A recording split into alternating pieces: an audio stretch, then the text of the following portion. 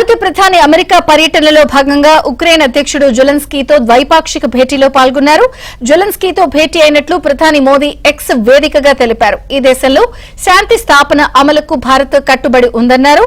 దాదాపు నెల రోజుల వ్యవధిలో జెలెన్స్కీ మోదీల మధ్య ఇది రెండో భేటీ. శాశ్వతమైన శాంతియుతమైన పరిష్కారాన్ని సులభతరం చేయడానికి అన్ని మార్గాల్లో భారత్ సిద్దంగా ఉందన్నారు.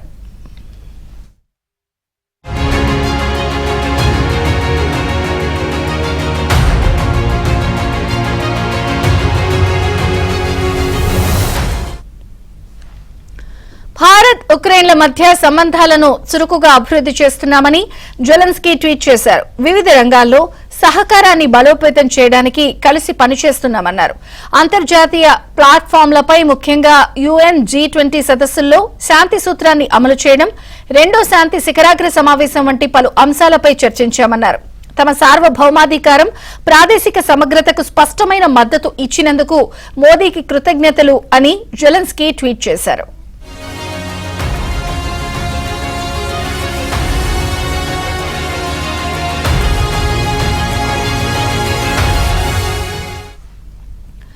కాగా 3 రోజుల అమెరికా పర్యటనను ముగించుకున్న ప్రధాని మోదీ ఇవాళ ఉదయం భారత్కు బయలుదేరారు.